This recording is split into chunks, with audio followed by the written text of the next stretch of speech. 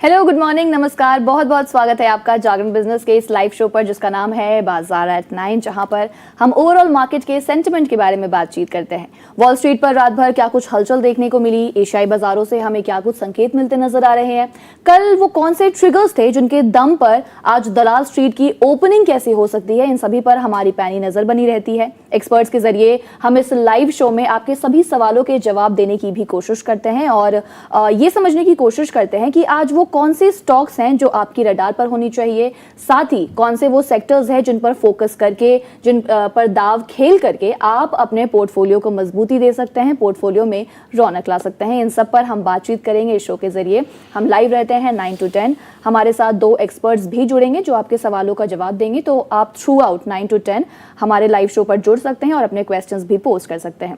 आपको बता दूं आज का दिन बेहद खास है क्योंकि आज निफ्टी की वीकली एक्सपायरी है और मंगलवार का दिन है। ऐसे में ये देखना काफी दिलचस्प होगा कि आज पूरा दिन बाजार के लिए मंगलमय होता है या नहीं।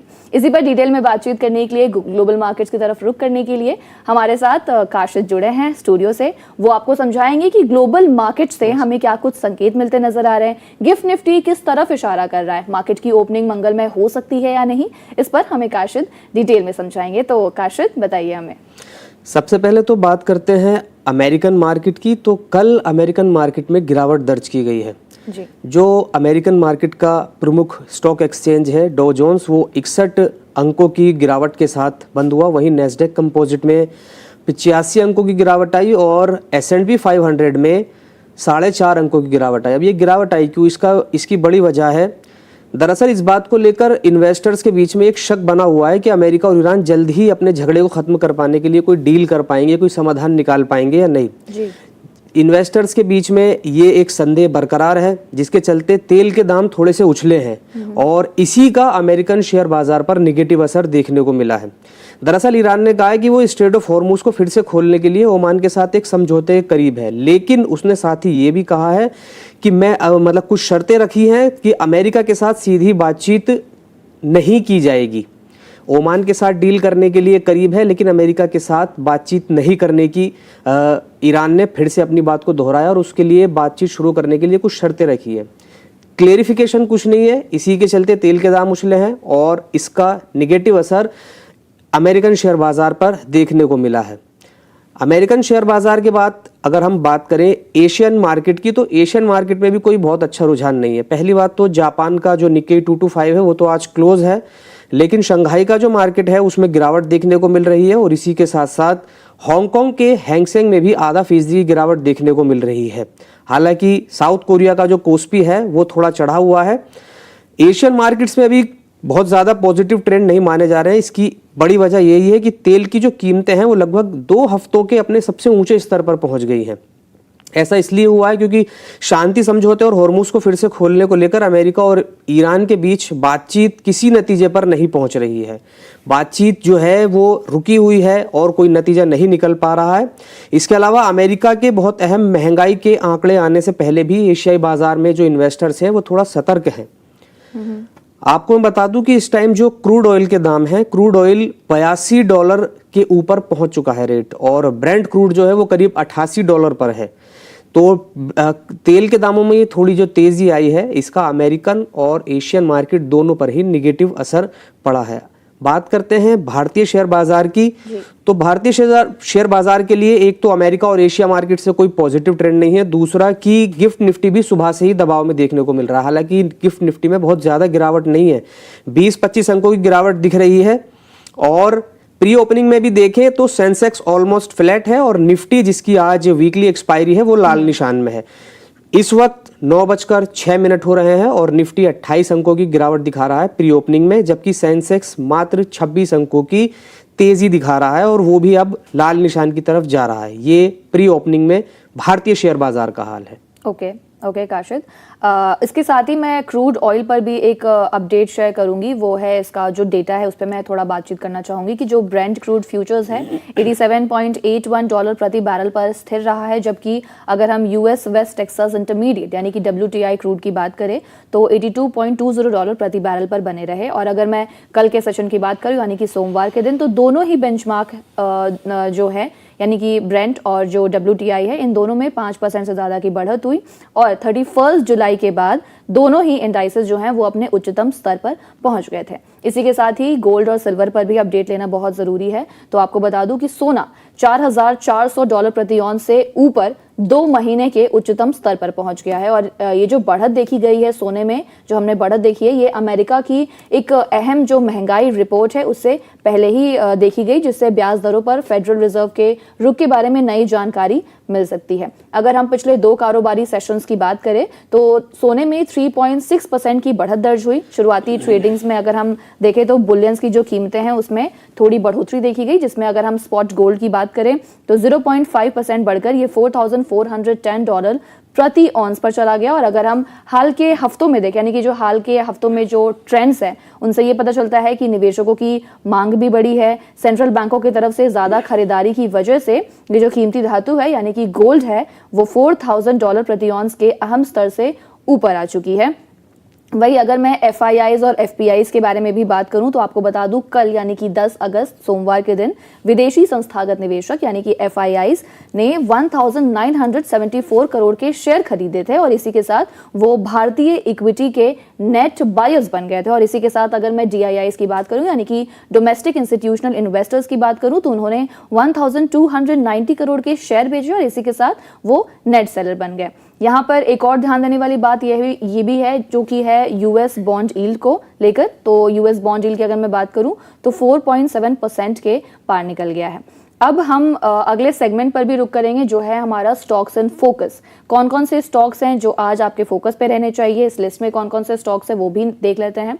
सबसे पहले है Vodafone Idea, Zee Entertainment, BEL, Lupin, Gland Pharma, Mahindra and Mahindra, Bosch, KEC International, Triveni Turbine, IRB Infrastructure, JSW Energy, Ashok Leyland. ये वो कुछ कंपनीज हैं जो आज आपकी रडार पर रह सकते हैं और बाजार का खास फोकस भी इनके शेयरों पर रह सकता है। इसी के साथ आपको वो भी कुछ कंपनीज के नाम बता देती हूँ जिनके आज तिमाही नतीजे आएंगे, जिसके अकॉर्डिंगली कल हम मार्केट में इन पर एक्शन देख सकते हैं और उसी के अकॉर्डिंग आप अपनी इन्वेस्टमेंट स्ट्रैटेजी भी प्रिपेयर कर सकते हैं। तो आपको बता दूं कि AMD Industries, Ashiana Housing, Allcargo Terminals, Bata India, DCM Financial Services और कल्याणी फोर्ज, ये वो कुछ कंपनीज हैं जो अपने तिमाही नतीजे जारी करने वाली हैं, जिसके साथ ही इनके स्टॉक्स पर हलचल भी देखने को मिल सकता है। अब बहुत इंपॉर्टेंट चीज़ के बारे में हम बात करेंगे जो है कुछ ट्रिगर्स जिनके दम पर आज बाजार की ओपनिंग कैसी हो सकती है हम वो एक्सपेक्ट कर सकते हैं। लेकिन यहाँ पे एक 2-3 पॉइंट्स मैं ऐड करना चाहूँगी और वो ये है कि निफ्टी 50 से विप्रो जो है वो बाहर हो सकती है और इसी के साथ BSE की एंट्री हो सकती है। तो हुआ ये है कि NSE ने सोमवार की शाम को अपने कई इंडाइसेस में बदलाव किया है, जिसमें कि टोटल बताया गया कि 69 इंडेक्स में बदलाव किया गया, जिसमें कि निफ्टी 50 और निफ्टी नेक्स्ट 50 जैसे प्रमुख इंडेक्स भी शामिल है। अगर हम निफ्टी 50 की बात करें तो इसमें BSE को जगह मिल चुकी है, यानी कि BSE की एंट्री हो चुकी है, वही विप्रो को इससे बाहर कर दिया गया है। हालांकि बाजार की जो आज नजर है वो वेदांता एल्युमिनियम और इसी के साथ वोडाफोन आइडिया पर भी रहने वाली है। वेदांता एल्युमिनियम ने इसलिए क्योंकि वेदांता एल्युमिनियम को निफ्टी नेक्स्ट 50 में जगह दे दी गई है। वही अगर हम वोडाफोन आइडिया की बात करें जो कि फिलहाल निफ्टी लार्ज कैप 250 का हिस्सा है, उसको सितंबर से निफ्टी नेक्स्ट 50 का हिस्सा बनाया जाएगा।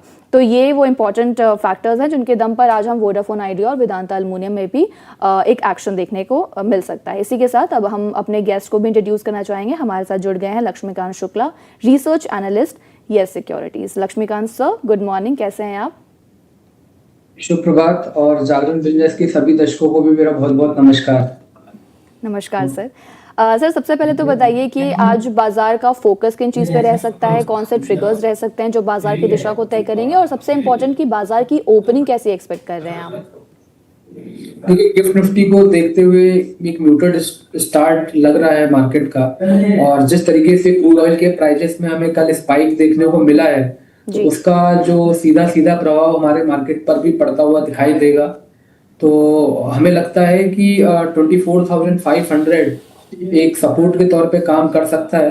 और अगर हम पिछले 3 से 4 दिनों का सेशंस भी देखेंगे तो एक साइडवेज काइंड ऑफ रेंज हमें मार्केट में देखने को मिला है। निफ्टी में जो हर्डल है अभी भी इंटेक्ट है 24,800 का, जहां पर हमें 200 DMA और 61.8 फुटोची रिट्रेसमेंट के लेवल्स दिखाई दे रहे हैं। जब तक निफ्टी 24,800 लेवल के ऊपर एक डिसाइसिव क्लोज नहीं देता है या हमका एक कंक्लूसिव ब्रेकआउट नहीं आता है, तब तक हमें रेंज बाउंड मूवमेंट ही देखने को मिलेगा। लोअर साइड पे 24,500 से लेकर 24,250 के सपोर्ट्स हैं। तो ये एक दायरा है जिस दायरे में निफ्टी आने वाले समय में ट्रेड कर सकती है।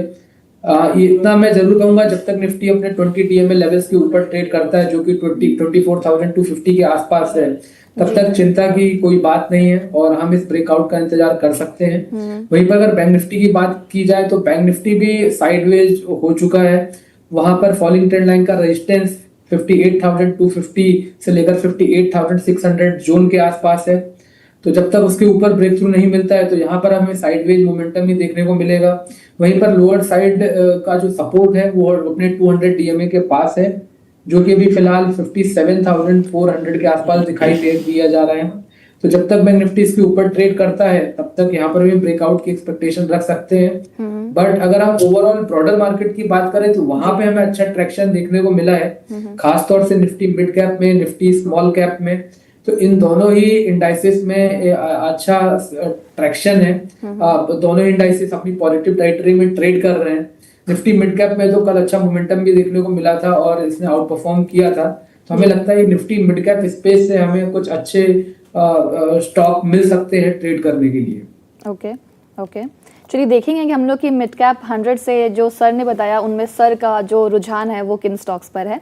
लेकिन इसके साथ मैं आपको 2-3 चीज़ें और भी शेयर करना चाहूँगी और वो ये है कि आज अडानी के स्टॉक्स पर भी बाजार का खास फोकस रहने वाला है। और वो इसलिए रहने वाला है क्योंकि गौतम अडानी और सागर अडानी पर जो केस था, यानी कि जो रिश्वत और धोखाधड़ी का केस था जो अमेरिका में चल रहा था, उस पर उनको बड़ी कानूनी जीत मिल चुकी है। और इसी के साथ ही गौतम अडानी ने इस फैसले का स्वागत करते हुए कहा है कि वो इस फैसले से सहमत हैं और सच्चाई और जो क्लैरिटी है और जो ट्रांसपेरेंसी है उस पर उनका भरोसा जो है वो कायम रहने वाला है। तो ये एक बहुत बड़ा अपडेट हो जाता है क्योंकि इसके बाद अडानी के जो तमाम स्टॉक्स हैं, बी एट अडानी पोर्ट्स, अडानी इंटरप्राइजेज और अडानी ग्रीन एनर्जी, ये सारे ही स्टॉक्स जो हैं वो आज फोकस में रह सकते हैं। और ये देखना भी काफ़ी दिलचस्प होगा कि इस खबर के बाद जो स्टॉक्स हैं उनमें हम क्या एक्शन देख सकते हैं।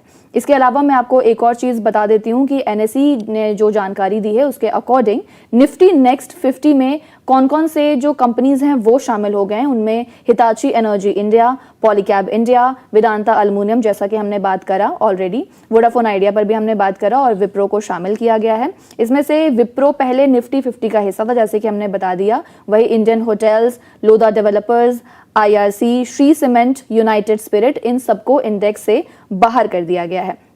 तो आज जो वोडाफोन आइडिया है और जो वेदांता एल्युमिनियम है इसका स्टॉक्स भी फोकस पर रह सकता है और इस पर भी हम आगे अपने एक्सपर्ट से डिटेल में बात करेंगे कि इस पर उनका क्या पॉइंट ऑफ व्यू बनता है, स्टॉप लॉस टारगेट्स क्या हो सकते हैं, इन सभी पर हमारी नजर बनी रहेगी। लेकिन फिलहाल इट्स एग्जैक्टली 9:15 और मार्केट खुलने का टाइम हो गया है। तो मैं फिर से काशिद की तरफ रुख करूंगी और उनसे पूछूंगी कि मार्केट जैसा हम एक्सपेक्ट कर रहे थे, क्या एक्सपेक्टेशंस पर मार्केट खरी उतरी है और क्या ओपनिंग वैसी ही हुई है, और कौन से वो सेक्टर्स हैं, कौन से वो स्टॉक्स हैं जो हरे निशान में नजर आ रहे हैं और लाल निशान में कौन कौन से स्टॉक शामिल हैं। जैसी उम्मीद थी शेयर बाजार वैसा ही खुला है। BSE NSE दोनों ही लाल निशान में खुले हैं। सेंसेक्स में करीब 150 अंकों की गिरावट के साथ शुरुआत हुई और जो गिरावट बढ़कर अब 220 अंकों के आसपास की हो गई है। वही निफ्टी जिसकी आज एक्सपायरी है, ये भी आज 30 से 35 अंकों की करीबन गिरावट के साथ खुला था और ये गिरावट थोड़ी सी बड़ी है। इन दोनों के अंदर ही गिरावट देखने को मिल रही है। साथ ही साथ बैंक निफ्टी भी आधा फीसदी से ज़्यादा नीचे फिसल गया है और गिरावट का जो एक अनुमान लगाया जा रहा था शेयर बाजार में वो लगातार बरकरार है। हालांकि अलग अलग सेक्टर्स की बात करें तो BSE एनर्जी, BSE PSU और BSE हेल्थ केयर ये हल्की तेज़ी दिखा रहे हैं। BSE फाइनेंशियल सर्विसेज में भी हल्की तेज़ी है, लेकिन टेलीकम्युनिकेशन, इंटरनेट इकोनॉमी और प्रीमियम कंज्यूमर इनके अंदर गिरावट देखने को मिल रही है। इसके अलावा PSU बैंक लाल निशान में है और BSE रियल्टी हालांकि पॉजिटिव दिखा रहा है और BSE पावर के अंदर भी थोड़ी सी बढ़ोतरी देखने को मिल रही है। BSE के प्रमुख शेयरों की बात करें तो HCL टेकएम, BEL इनमें तेजी है, अडानी पोर्ट्स में भी तेजी है, इन्फोसिस और TCS भी हरे निशान में दिख रहे हैं। यानी कि जो बड़े IT शेयर हैं उनमें थोड़ी तेजी देखने को मिल रही है। गिरावट वाले शेयरों की बात करें, जो बड़े गिरावट वाले शेयर हैं उनमें इंडिगो, बजाज फाइनेंस, इन दोनों में 1% से ज़्यादा की गिरावट दिख रही है इस वक्त। और axis bank, UltraTech cement, SBI और भारतीय एयरटेल में भी गिरावट देखने को मिल रही है। और जो HDFC bank, Reliance, Kotak bank, power grid, ये भी वो शेयर हैं जो इस वक्त लाल निशान में दिख रहे हैं। सबसे ज़्यादा तेजी वाले शेयरों की बात करें जो कि छोटे शेयर हैं, उनमें साई कैपिटल 16% से ज़्यादा ऊपर है, वहीं कॉनकॉर्ड ड्रग्स में 15%, लैंडमार्क प्रॉपर्टी में भी करीबन 15% की तेज़ी है। इसके अलावा कैप्री हंस इंडिया जो है वो 12% से ज़्यादा की तेज़ी दिखा रहा है। Small and mid cap stocks में गिरावट वाले शेयरों की बात करें तो HLE ग्लासकोट में 20% लोअर सर्किट लग गया है। इसके अलावा स्पार्कल गोल्ड रॉक ये भी 14% से ज़्यादा की गिरावट दिखा रहा है और गल्फ लॉयड और पटेल्स एयर टैंप में 10% लोअर सर्किट लग गया है। Okay, thank you so much Kashid, आपने हमारे साथ जुड़ करके अपनी जो इम्पोर्टेंट डेटा है वो हमसे शेयर करने के लिए आपका बहुत बहुत शुक्रिया। Thank you so much Kashid. हम डिस्कशन का सिलसिला आगे बढ़ाएंगे और लक्ष्मीकांत सर से आगे बातचीत करेंगे, स्टॉक स्पेसिफिक बात करेंगे कि कौन कौन से स्टॉक्स पर आपकी जो इन्वेस्टमेंट स्ट्रैटेजी है वो क्या कुछ होनी चाहिए। तो सबसे पहले सर जो स्टॉक मैं पिक करूंगी वो है telecom company Vodafone idea. Vodafone idea जैसा कि मैंने बताया कि निफ्टी नेक्स्ट 50 में शामिल हो गया है और इसी के साथ ही तिमाही नतीजे भी जारी हुए हैं जिसमें कि 3754 करोड़ का कंसोलिडेटेड लॉस हुआ है और पिछली तिमाही में कंपनी को 51,970 करोड़ का मुनाफा किया गया था और इसी के साथ ही कंपनी को 1611 करोड़ का असाधारण लाभ भी मिला है। तो ऐसे में वोडाफोन आइडिया के स्टॉक पर एक नजर डालिएगा सर। वोडाफोन आइडिया का स्टॉक, सबसे पहला सवाल तो यही होगा कि आपको कैसा लगता है, आपका इसमें जो इन्वेस्टमेंट स्ट्रैटेजी है वो पूरी क्या कुछ बनती है?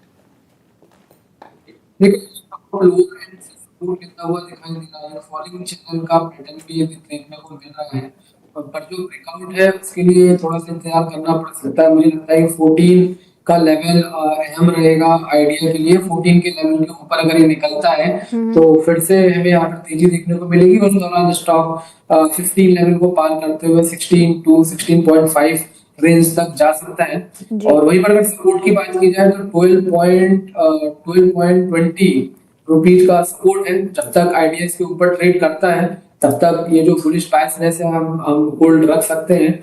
इसके विपरीत अगर 12.20 के नीचे की क्लोजिंग आती है तो जिनके पास है तो उनको फिर और लंबा इंतजार करना पड़ेगा। फिर उस दौरान ये अपना जो प्रीवियस स्विंग लो है 10 रुपीज का उसको एक बार रिटेस्ट करेगा। ओके सर, अगला जो स्टॉक मैं पिक करूंगी वो है जी एंटरटेनमेंट का। जी एंटरटेनमेंट से रिलेटेड हमारे पास सवाल भी बहुत आते हैं। तो जी एंटरटेनमेंट जो है उसका भी तिमाही नतीजा जारी हुआ है जिसमें कि उनकी आमदनी तो बढ़ी है लेकिन मुनाफे पर दबाव रहा। आंकड़ों पर अगर हम एक नजर डालें तो मुनाफा 143 करोड़ रुपए से घटकर सीधे 76.3 करोड़ रुपए पर पहुंच गया।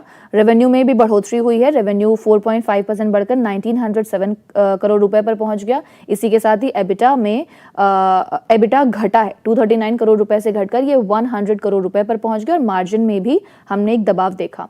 स्टॉक का जो चार्ट है वो आपके सामने है, 2.30% आज डाउन है, 92.25 लेवल पर ट्रेड कर रहा है।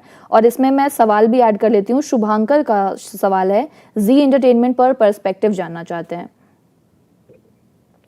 देखिए इसने अभी कुछ दिनों पहले डबल टॉप का ब्रेकडाउन दिया था 99 के नीचे और उसके बाद यहाँ पर बेरिश सेंटीमेंट क्रिएट होते हुए दिखाई दिए हैं। अभी फिलहाल स्टॉक 200 DMA के नीचे ट्रेड करता हुआ दिखाई दे रहा है। हालांकि इंट्राडे चार्ट्स पर एक शॉर्ट टर्म पुलबैक मूव नजर आ रहा है बट अगर इसने जल्दी से क्लोजिंग 9900 के ऊपर नहीं दी तो फिर से यहाँ पर हमें सेलिंग प्रेशर देखने को मिल सकता है। और अगर इसने आज का स्विंग लो तोड़ दिया तब तो यहाँ पर एक कंफर्मेशन मिल जाएगा बेरिश सेंटीमेंट का और 90 के लेवल्स टूटते हैं तो हमें और करेक्शन देखने को मिल सकता है टुवर्ड द लेवल्स ऑफ 80। तो जिनके पास है तो वो आज की क्लोजिंग का इंतजार कर लें। अगर 90 के नीचे की क्लोजिंग होती है तो फिर एग्जिट करेंगे तो ज्यादा बेहतर रहेगा, वरना फिर हमें ये स्टॉक 10 रुपए और नीचे दिखाई दे सकता है। हालांकि अगर ये इस इमीडिएट सपोर्ट को डिफेंड करता है तो शॉर्ट टर्म पुलबैक मुझे 98 99 का फिर देखने को मिलेगा। एक ग्रेजुअल पुलबैक मूव हमें इस स्टॉक में देखने को मिल सकता है। ओके सर, अगला जो हमारा सेगमेंट है स्टॉक्स इन फोकस, उस पर ही हम बातचीत करेंगे और दो स्टॉक्स को मैं पिक करूंगी फार्मा स्पेस से। एक है ल्यूपिन, दूसरा है ग्लैंड फार्मा। ल्यूपिन को अमेरिकी रेगुलेटर US FDA से एक दवा के लिए खास मंजूरी मिल चुकी है। कंपनी को सोडियम जिरकोनियम साइक्लोसिलिकेट ओरल सस्पेंशन के 5 ग्राम और 10 ग्राम पैक के लिए ANDA से अप्रूवल मिला है। इससे होगा क्या, इससे अमेरिकी बाजार में जो कंपनी की मौजूदगी है उसको काफ़ी हद तक फ़ायदा मिल सकता है। और अगर मैं ल्यूपिन के आपको चार्ट्स दिखाऊं तो 1.10% डाउन है, 2274 के लेवल पर ट्रेड कर रहा है। और ग्लैंड फार्मा की भी बातचीत कर लेते हैं। ग्लैंड फार्मा के नतीजे जो आए वो बेहद मजबूत रहे। कंपनी का जो मुनाफा है वो 215 करोड़ रुपए से बढ़कर सीधे 317 करोड़ रुपए पहुंच गया। रेवेन्यू में भी बढ़ोतरी हुई है। रेवेन्यू 1506 करोड़ रुपए से बढ़कर 1800 करोड़ रुपए पर पहुंच गया। और एबिटा में भी बढ़ोतरी हुई है। इनफैक्ट एबिटा मार्जिन में भी बढ़ोतरी हुई है। एबिटा मार्जिन जो है वो 24.4% की बढ़ोतरी के साथ 27.2% पर पहुंच गया है। यानी कि नतीजे बेहद शानदार रहे। स्टॉक का जो चार्ट है वो आपके सामने है, 0.36% अप है, 2259 के लेवल पर ट्रेड कर रहा है। ऐसे में sir we have two stocks, Lupin and Gland Pharma. दोनों पर आपका क्या पर्सपेक्टिव बनता है? लॉन्ग टर्म के लिए इन दोनों में से कौन सा स्टॉक ज्यादा बेटर होगा?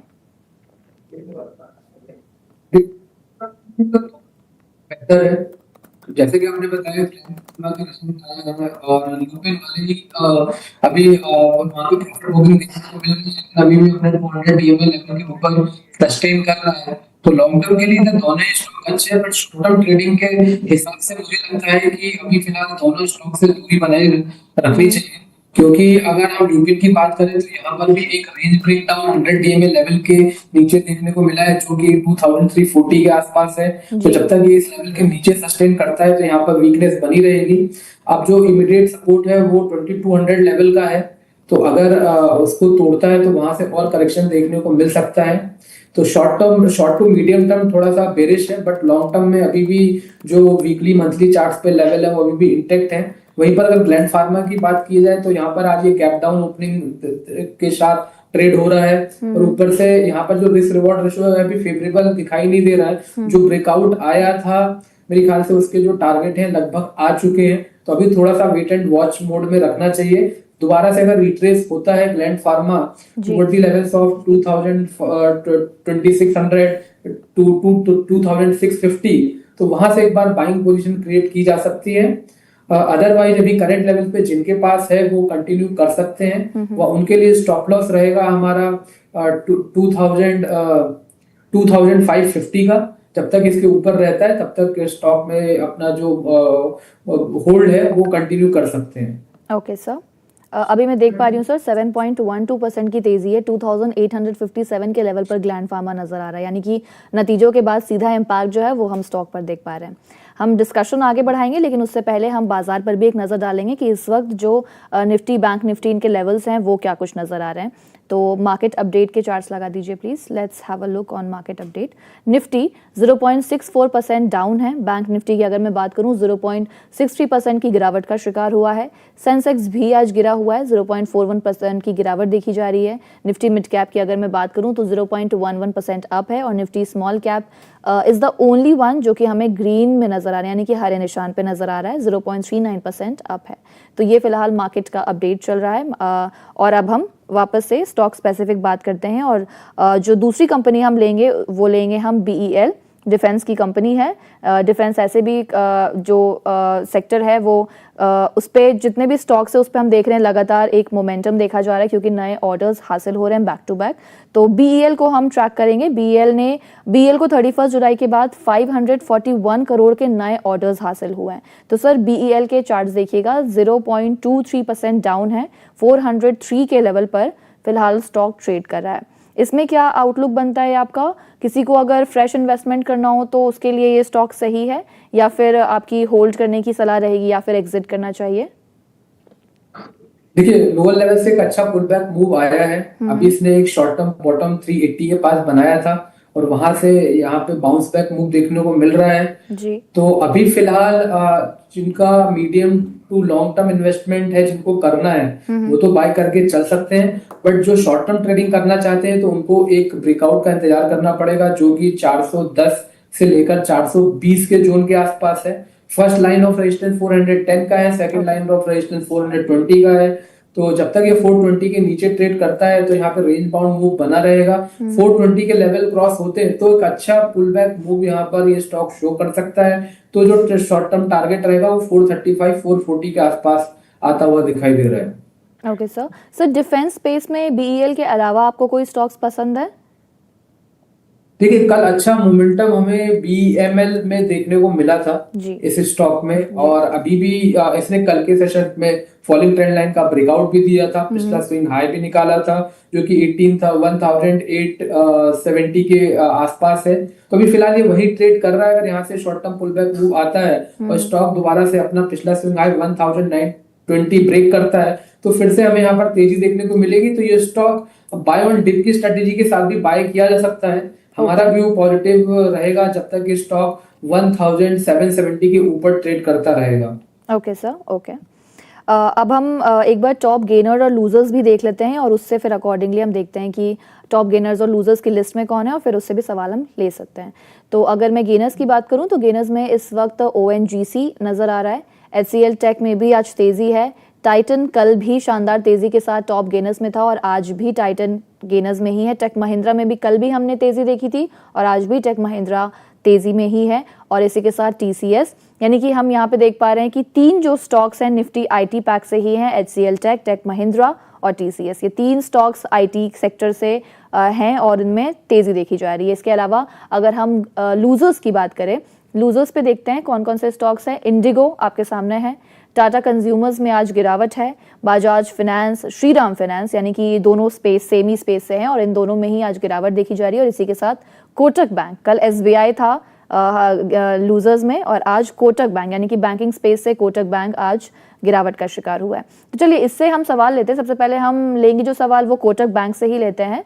सर, कोटक बैंक पर आपका क्या पॉइंट ऑफ व्यू है? कोटक बैंक आज गिरावट में है, ऐसे में आपको ये स्टॉक कैसा लगता है? If not this stock then आपके प्रेफर्ड बेट्स कौन से हो सकते हैं, be it PSU and then private? में भी अभी ऐसा कोई स्ट्रक्चर नहीं बन रहा है जहाँ पे यहाँ पे हमें बाइंग मोमेंटम आता हुआ दिखाई देगा। स्टॉक काफी लंबे समय से 200 DMA के रेजिस्टेंस को फेस कर रहा है जो कि 402 405 के आसपास है। वहीं पर निचले स्तर पर 100 DMA का सपोर्ट है जो भी फिलहाल 380 के आसपास दिखाई दे रहा है। तो ये एक ब्रॉडर रेंज है कोटक बैंक का। अगर 380 के लेवल्स टूटते हैं तो हमें यहाँ पे गिरावट देखने को मिलेगी। उस दौरान ये जो इसका पिछला स्विंग लो था 9 जुलाई का, उसको रिटेस्ट कर सकता है जो कि 368 के आसपास है। तो अभी फिलहाल यहाँ पर कोई भी ट्रेड बनता हुआ नहीं दिखाई दे रहा है।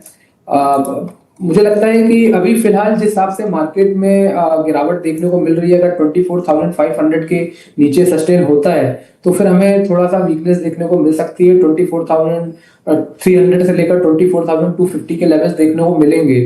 तो अभी फिलहाल हमें वेट एंड वॉच करना चाहिए। प्रॉपर जब स्ट्रक्चर और प्रॉपर बेस फॉर्मेशन बनेगा तो वहां पर हम नजर रख सकते हैं।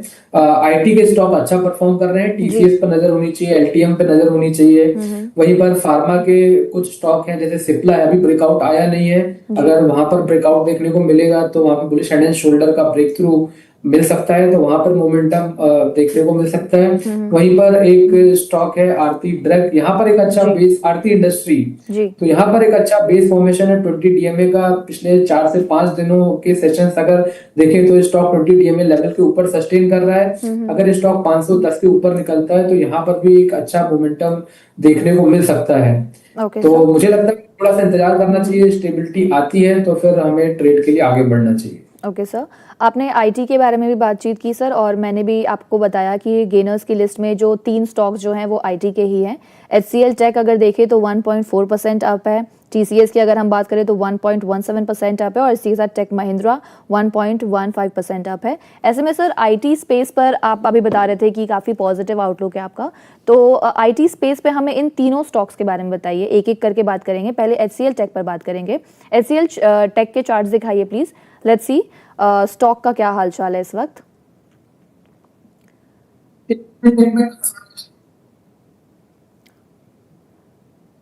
सर आपकी आवाज नहीं आ रही है। हेलो, हाँ जी सर, अभी आ रही है, अभी आप बताइए।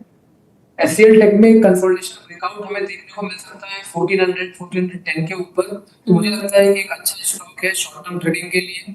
अगर यहाँ से ऊपर निकलेगा तो फर्दर अपसाइड के मूव देखने को मिलेंगे, और जिनको करंट लेवल से बाय करना है वो भी बाय करके चल सकते हैं। स्टॉप लॉस रहेगा 1325 का, और अगर 1410 के लेवल्स टूटते हैं तो हमें एक अच्छा खासा अपसाइड का मूव हमें 1460 1470 तक देखने को मिल सकता है। और sir TCS and Tech Mahindra, इस पर आपका क्या पॉइंट ऑफ व्यू है? करंट लेवल पर कैसा लग रहा है आपको? जी, टीसीएस में भी कंसोलिडेशन ब्रेकआउट का ये स्टॉक इंतजार कर रहे हैं। 2475 के ऊपर ब्रेक थ्रू मिलने के आसार नजर आ रहे हैं। अगर ब्रेकआउट मिलता है तो हमें शॉर्ट टर्म में 2675 के लेवल्स देखने को मिल सकते हैं। वहीं पर टेकएम की बात की जाए तो यहाँ पर थोड़ा रेंज बाउंड मूव है, लेकिन यहाँ पर भी कंसोलिडेशन अच्छा हो रहा है, तो यहाँ पर भी ब्रेकआउट का इंतजार किया जा सकता है। 1690 के ऊपर ब्रेकआउट देखने को मिलेगा, वहां से फिर से ये अपने अपसाइड मोमेंटम को रिज्यूम करता हुआ दिखाई देगा। शॉर्ट टर्म टारगेट हमारा 1850 का है। ओके सर बीएसई के स्टॉक पर एक नजर डालिएगा। और अभी मैं इजाजत चाहता हूँ मेरे दूसरे कमिटमेंट की वजह से। ओके तो मैं आपके साथ यहीं तक बना रह पाऊंगा। थैंक यू सो मच आपने अपना टाइम दिया और हमारे साथ जुड़े, उसके लिए बहुत बहुत शुक्रिया सर आपका। सर आप डिस्क्लेमर दे दीजिए प्लीज। जी हाँ, मैंने यहाँ पर जिन भी स्टॉक्स के बारे में आपसे चर्चा किया है उसमें मेरा कोई निजी निवेश नहीं है। हालांकि यस बैंक और यस सिक्योरिटी के जो क्लाइंट हैं, इन्वेस्टर्स हैं, उनमें उनका निवेश हो सकता है। Okay, thank you so much sir and have a good day.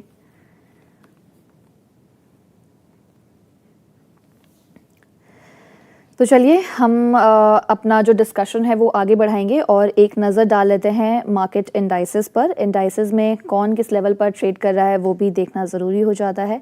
India VIX की अगर मैं बात करूं, इंडिया विक्स 0.02% अप है, 12.25 के लेवल पर ट्रेड करता हुआ नज़र आ रहा है। सेक्टोरल वाइज अगर हम बात करें तो फिनेंशियल सर्विसेज और एफएमसीजी ये दोनों ही आज पिटे हुए हैं। इसके साथ ही जो पिटे हुए इंडाइसेस हैं उसमें मीडिया भी शामिल है। फार्मा में भी हम गिरावट देख रहे हैं। मीडिया 0.18% डाउन है, निफ्टी फार्मा 0.02% डाउन है। इसी के साथ पीएसयू बैंक और प्राइवेट बैंक भी आज डाउन है, 0.79% की गिरावट है पीएसयू बैंक में। और अगर हम निफ्टी प्राइवेट बैंक की बात करें तो 0.80% डाउन है। इसी के साथ रियल्टी भी डाउन है, आज 0.13% की गिरावट है। हेल्थ केयर इंडेक्स भी गिरा हुआ है। तो आज चढ़े हुए कौन कौन से शेयर है वो देख लेते हैं, इंडाइसेस है वो देख लेते हैं। आईटी, जैसा कि हमने बात किया, आईटी के सारे ही स्टॉक्स जो हैं वो आज शानदार तेजी के साथ टॉप गेनर्स में भी हैं। तो निफ्टी आईटी 0.78% अप है। इसी के साथ ही निफ्टी मेटल की अगर हम बात करें, हालांकि निफ्टी मेटल में ज़्यादा कोई तेज़ी देखी नहीं जा रही है, लेकिन क्योंकि कुछ दिनों से निफ्टी मेटल में हम एक शानदार रीबाउंड देख रहे हैं तो उसी की वजह से आज भी 0.03% की मामूली तेज़ी के साथ 13,231 के लेवल पर ट्रेड करता नजर आ रहा है।